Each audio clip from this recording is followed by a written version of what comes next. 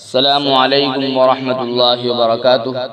امید کے تمام ناظرین و سامعین خیریت سے ہوں گے۔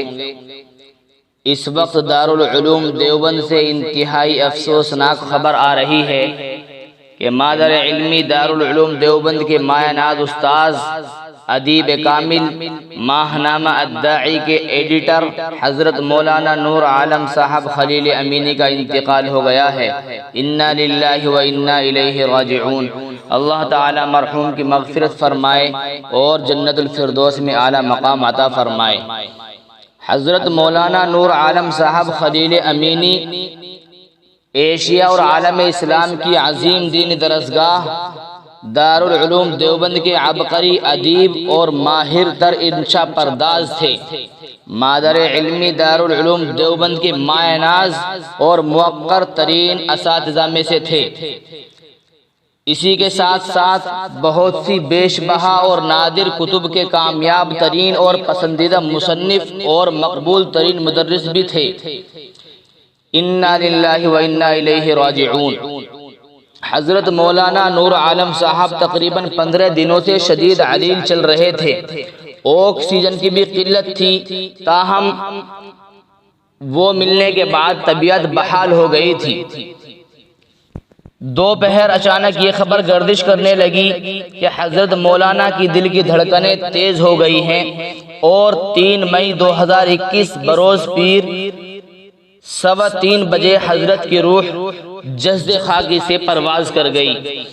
حضرت مولانا نور عالم صاحب خلیل امینی دارالعلوم دیوبند میں تقریباً 3 دہائیوں سے عربی زبان و ادب اور مختلف علوم و فنون کی خدمات انجام دے رہے تھے اور ہندوستان سے عربی میں شائع ہونے والے سب سے معیاری میگزین الداعی کے چیف ایڈیٹر بھی تھے۔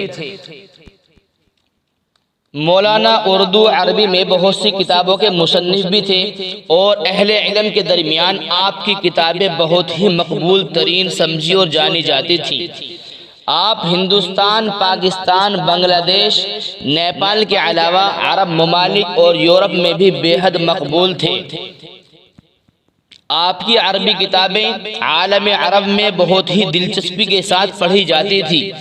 آپ عرب کے متعدد اخبار اور رسائل میں عالم عرب اور اسلام کے مسائل پر لکھتے تھے۔ دنیا بھر میں ہزاروں آپ کی شاگردوں کی تعداد پائی جاتی ہے۔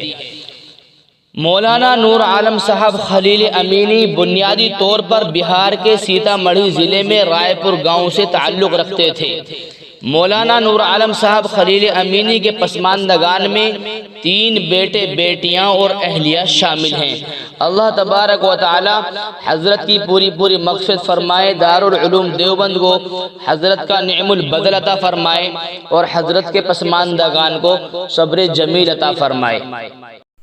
حضرت کی زندگی کا آخری شعر پیش خدمت ہے جو حضرت نے اپنے چھوٹے بیٹے سمامہ کو بلا کر سنایا اور پھر رونے لگے۔